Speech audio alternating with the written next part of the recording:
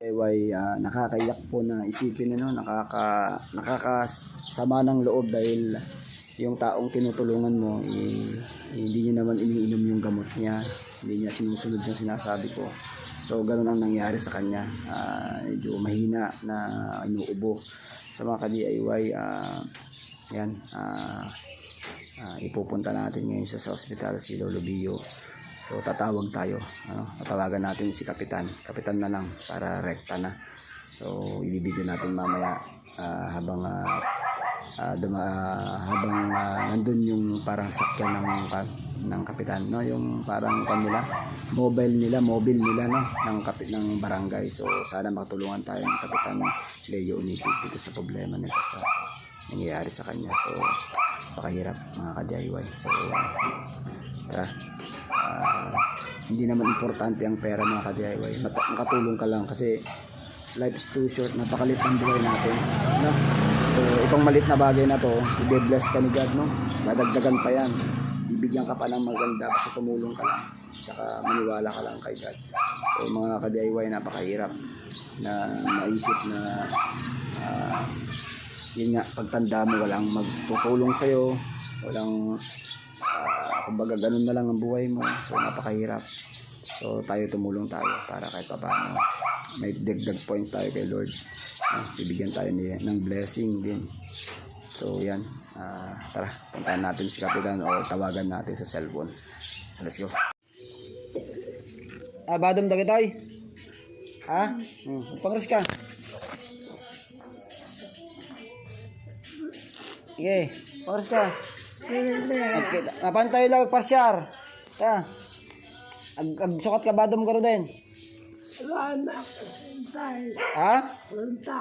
Ate garo di badong nga intid ko kanyam ne, agsukat ka.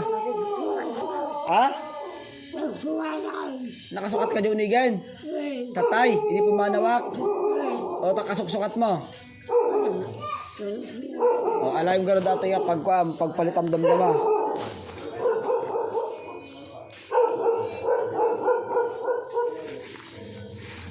Dapat gayam ti grocery dito ni nga intid ko.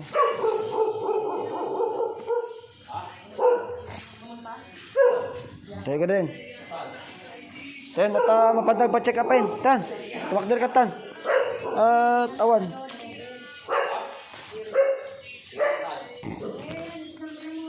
Like atin, danon mo damdama.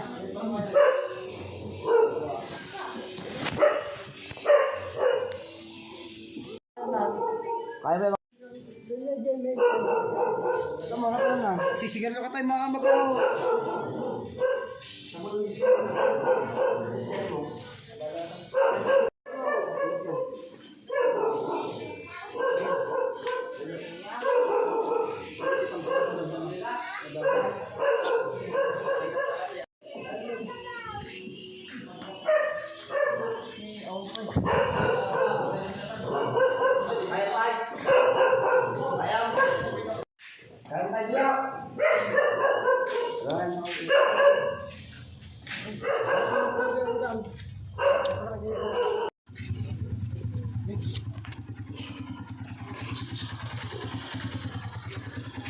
Yung segal lang.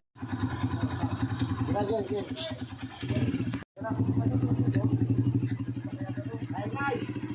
Ayan bay. Sabay.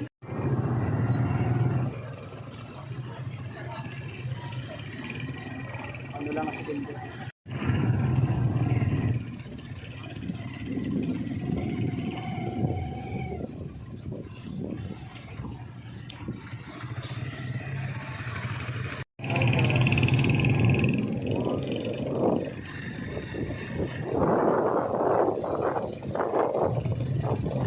Ayan po yung pagpagkakanya.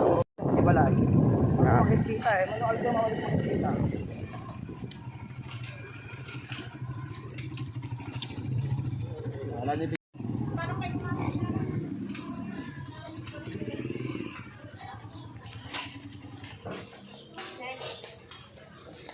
Ipa-wheelchair mo na muna.